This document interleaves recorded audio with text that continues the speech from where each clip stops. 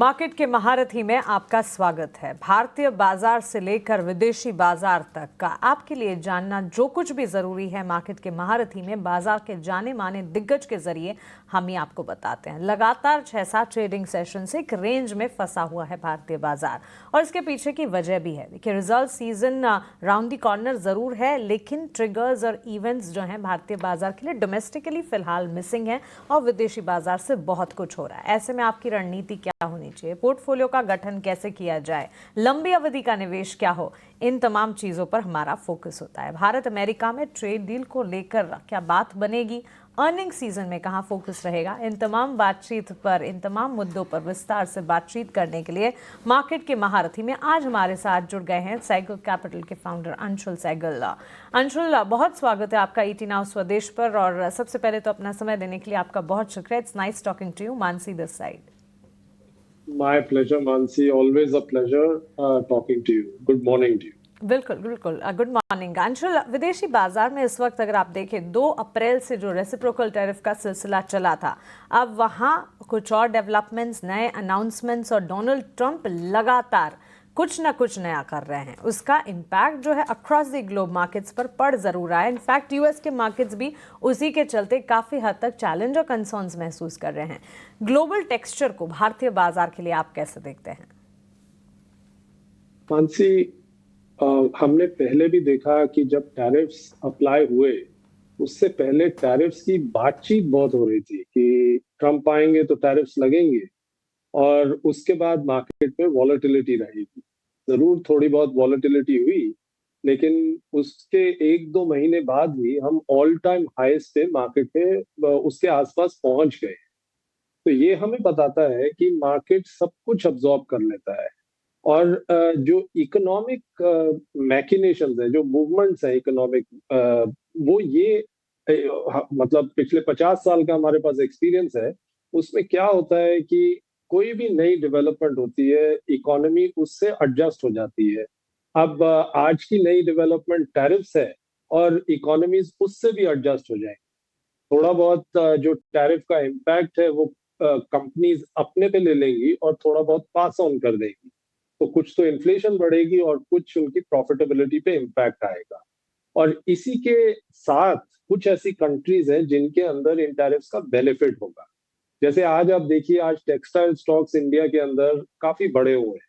उसका रीजन ये है कि बांग्लादेश के ऊपर यूएस टैरिफ्स जो अप्लाई हुए हैं वो 10% बेस टैरिफ के ऊपर है, जबकि पहले ट्रंप साहब ने बोला था कि बांग्लादेश पे 35% का टैरिफ लगेगा।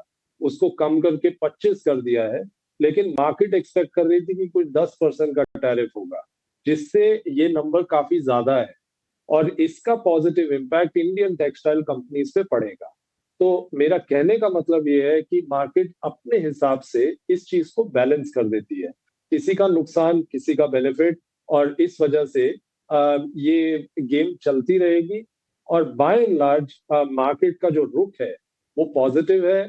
वो ये नहीं है कि भाई इन चीजों से डर के और नीचे चली जाए। तो इस मार्केट में अक्यूमुलेट करें, लॉन्ग टर्म के लिए वेट करें, वो ही बेस्ट स्ट्रैटेजी है। वेट करें, लंबी अवधि का निवेश करें, और बाजार डिस्काउंट करता जाता है, चीज़ों को एडजस्ट अपने हिसाब से कर लेता है। वो ट्रेंड हमने देखा है। ये कुछ की टेकअवेज अंशुल जी की पहले स्टेटमेंट से। अंशुल जी, बहुत शुक्रिया आपका समय देने के लिए। अभिषेक बोल रहा हूँ। अंशुल जी, फिर यहाँ से अगर बाजार के लिए हम ट्रिगर की बात करें तो आपको लगता है कि टैरिफ वाली चीज़ आएगी और जाएगी और अल्टीमेटली जो रिजल्ट सीजन होगा वो बड़े कैटलिस्ट का काम करेगा? दूसरी चीज ये भी बताइए कि आप रिजल्ट सीजन में आपकी खास नजर कहां पर है, कहां पर आपको लगता है कि अर्निंग सरप्राइज आ सकता है कंपनीज की ओर से? नमस्कार अभिषेक, ऑलवेज अ प्लेजर। आप बिल्कुल ठीक कह रहे हैं कि इस क्वार्टर के जो रिजल्ट्स हैं वो थोड़ा सा मार्केट को डायरेक्शन देंगे। अगर आप FY26 का निफ्टी एस्टिमेट देखें तो करीब करीब 7% ग्रोथ निफ्टी में एक्सपेक्टेड है for the whole of FY26।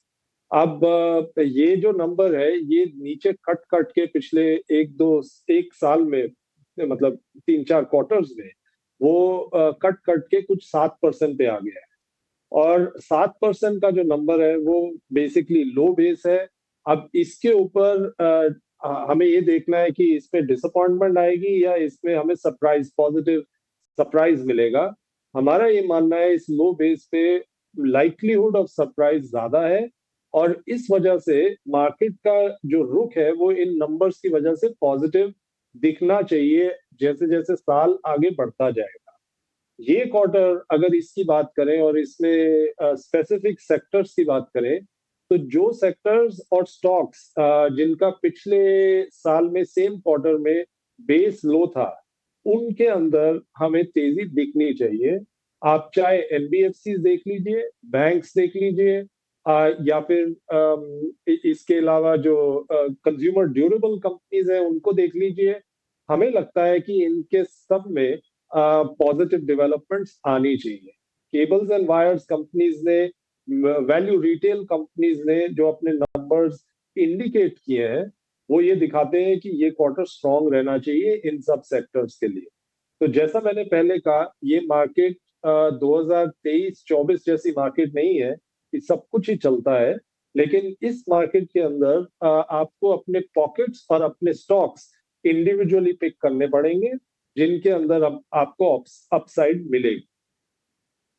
Anshul, earnings और आपके सेक्टोरल अप्रोच को थोड़ा और डीप डाइव कर समझना चाहेंगे। इन पर्टिकुलर बैंक्स एंड फाइनेंशियल्स के लिए बैकबोन ऑफ द इकोनॉमी कहा जाता है, और क्वार्टरली अपडेट्स की अगर बात करें, बैंक्स फाइनेंशियल्स से ही शुरुआत हुई और उसके बाद धीरे धीरे एफएमसीजी और अब रियल एस्टेट पॉकेट्स के अपडेट्स आ रहे हैं, और क्वार्टरली अपडेट्स काफ़ी अच्छे नज़र आ रहे हैं।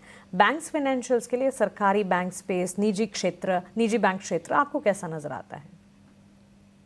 एक चीज मानसी बहुत क्लियरली निकल के आ रही है कि आरबीआई को आगे चल के ग्रोथ चाहिए, और ये कैसे निकल के आ रही है कि आप आरबीआई के मूव्स देखिए। जो उन्होंने एनबीएफसी पे रिस्ट्रिक्शंस लगाए हुए थे, एक एक करके रिस्ट्रिक्शंस कम करते जा रहे हैं। और जो लिक्विडिटी प्रेशर्स थे एनबीएफसी पे, उनको भी एड्रेस कर रहे हैं, चाहे वो कैपिटल की नजरिए से हो, चाहे वो लिक्विडिटी अवेलेबिलिटी के नजरिए से हो, उनको लिक्विडिटी अवेलेबल की जा रही। इसका रीजन ये है कि आरबीआई भी समझता है ग्रोथ के लिए लास्ट माइल लिक्विडिटी पहुंचना बहुत जरूरी है, और लास्ट माइल एनबीएफसी के थ्रू ही पहुंचती है। बैंक्स उधर नहीं पहुंच पाते जहां एनबीएफसी पहुंच पाती है। तो अगर आपने एनबीएफसी को ही रिस्ट्रिक्ट कर दिया है, तो इकोनॉमी में लिक्विडिटी जो कि ग्रोथ के लिए बहुत जरूरी है, वो पहुंच नहीं पाएगी। अब आरबीआई ने इस चीज को एड्रेस किया है, और हमें क्लियरली दिखता है कि एनबीएफसी में रेगुलेटरी जो मूवमेंट्स हैं वो पॉजिटिव है। बैंक्स भी अगर आप देखें, तो बैंक्स में भी क्लियरली लिक्विडिटी अवेलेबिलिटी उसको ईज ऑफ किया गया है, और बैंक्स में भी विद इंटरेस्ट रेट कट्स 1 या 2 क्वार्टर्स में हमें ग्रोथ दिखने लगेगी, टेलविंड्स दिखने लगेगी। तो बैंकिंग एंड फाइनेंशियल्स, हमें लगता है इस सेक्टर के अंदर यहाँ से वैल्यूएशंस भी रीजनेबल है, और टेलविंड्स ग्रोथ की भी रहेंगी। 3-4 क्वार्टर आगे चल के हमें दिखेंगी। तो मेरे हिसाब से ये एक सेगमेंट है जहां पे काफी इंटरेस्टिंग अपॉर्चुनिटीज डेवलप हो गई है। हाउसिंग फाइनेंस में भी capital availability housing finance companies की बहुत स्ट्रांग है, और पिछले 3-4 साल से वो कंपनीज कंसोलिडेट की हैं, स्टॉक्स कहीं नहीं गए। हमें लगता है वहां पे भी काफी अपॉर्चुनिटी है यहाँ से आगे चल के। तो ये एक सेगमेंट है जिसको हमारे हिसाब से एक्यूमुलेट करना चाहिए। अंशुल जी, एक आखिरी कमेंट आपसे चाहिए। सीबी की रिपोर्ट आई है, और रिपोर्ट के जो फाइंडिंग्स हैं, जो स्टडी की जो फाइंडिंग्स हैं, वो थोड़े से ना लोगों को डिस्करेज करेंगे एफ एन ओ ट्रेड से, क्योंकि पिछले साल यानी कि FY25 में जो नुकसान है वो हुआ है 1 लाख करोड़ रुपए से ज़्यादा का, और हम देख रहे हैं कि प्रीमियम वगैरह भी घटे हैं, प्रीमियम टर्नओवर करीब 9% गिरा है। आपको लगता है कि थोड़ा सा इक्विटी की तरफ, मतलब सेफर एसेट्स, म्यूचुअल फंड वगैरह की तरफ निवेशकों का रुझान बढ़ेगा, या फिर ज्यादा बदलाव, आप इसका इंपैक्ट ज्यादा देख नहीं रहे हैं? एक टेंडेंसी होती है अभिषेक, हर एक इंडिविजुअल की, कि जल्दी पैसा बनाना है, और उस जल्दी के चक्कर में वो लोग गैम्बलिंग स्टार्ट कर देते हैं। और अगर आप जीरोडा के प्रमोटर्स का एक उनका स्टेटमेंट आया था, वो ही देखें तो वो बताते हैं कि 95% ऑफ मार्केट पार्टिसिपेंट्स डेरिवेटिव्स में, फ्यूचर्स एंड ऑप्शंस में अपना पैसा लूज करते हैं। तो लेकिन ऐसा नहीं है कि उसकी तरफ रुझान कुछ कम हुआ है, रुझान उतना ही रहा है, क्योंकि हर किसी को, जैसे मैंने कहा, जल्दी पैसा बनाना है और ये एक जरिया दिखता है जिससे जल्दी पैसा बन सकता है। लेकिन ऐसा होता नहीं है और क्लियरली पैसा लूज होता है। अगर सेबी की जो मूवमेंट्स है वो इस स्पेस को थोड़ा डिसइंसेंटिवाइज करेंगी, पर्टिकुलरली उस सेगमेंट के लिए जिनको इसके बारे में ज्यादा समझ नहीं है, तो ये एक सर्विस ही होगी इन्वेस्टर कम्युनिटी के लिए। और इन्वेस्टर कम्युनिटी को ये समझना भी चाहिए कि उनके लिए जो काम कर रहे हैं वो इंडियन रेगुलेटर कर रहे हैं। जो प्रॉफिट टेकर्स हैं, बाहर से आते हैं, वो तो उनसे पैसा लेकर और चले जाएंगे। तो इस मार्केट में बहुत समझ से, बहुत रुक के किसी भी निवेशक को इन्वेस्ट करना चाहिए, ऐसा हमारा मानना है।